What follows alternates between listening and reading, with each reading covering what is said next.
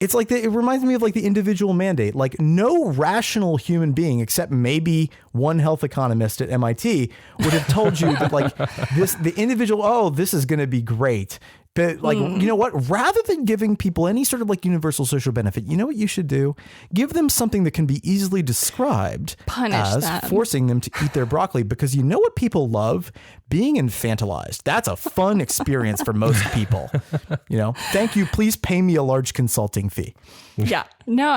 And I mean, you know, I think it's important to make the distinction about specifically where in the tech sector this is coming from, because it's not just like from your Facebooks or your chambers of commerce, though there is obviously pressure on lawmakers to enact stuff like this from the tourism industry, from airlines. But there's a lot of pressure coming from the national security tech sector, like from people who are contractors working with ICE, with Customs and Border Protection, with TSA. Like the MITRE Corporation specifically. Exactly. Oh, that's always a great name that you want to see in the space. You love to see them, partnering with Salesforce and Oracle and like Cigna's health records company, which I forget the name of, and Epic, and all the major, like the entire fucking goon squad is there, like right with basically like a national security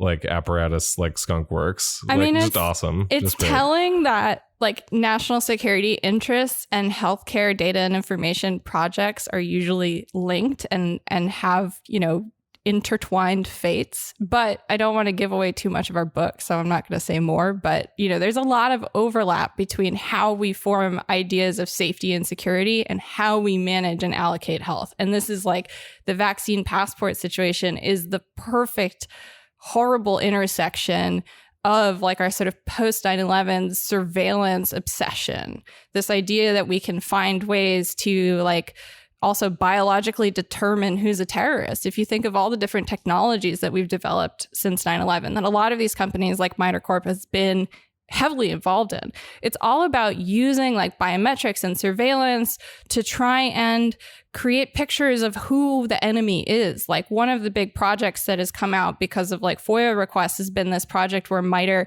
uses AI machine learning to analyze Facebook photos to pull fingerprints off of Facebook photos, which of course ignores the fact which like that fingerprints in and of themselves are not a reliable technology and are basically this fantasy of identification that is like hugely racist and made up and part of the original eugenics project. Basically just promoted by like propaganda shows like Law and Order or whatever. Exactly. Yeah. It's incredibly imprecise. Like when you're taking it from an original high resolution scan of a person's finger to take it and reconstruct it off of Facebook photos. Enhance.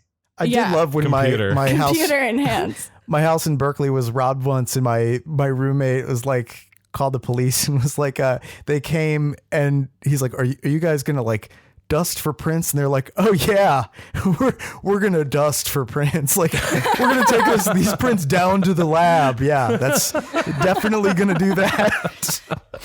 But I mean, like, so this is the thing. I don't know where you guys are on this. Like I'm very much of the mind that this you know, the way that the right is dealing with is that they're spinning up their usual dystopias, right? And then like, for me, it's like, come on. Do you really think that the government is that like competent? Do you think that this is going to be successfully implemented in any way? I certainly look, I've studied government technological projects for like a long time. That's not the concern here. Okay. This is not going to be not in a neoliberal market economy. Yeah. We are not going to see like a Prussian level efficiency situation here. But I think that the alternative is not great either, which is that what happens with a lot of neoliberal ideas. This has been true really since like the Thatcher era is like.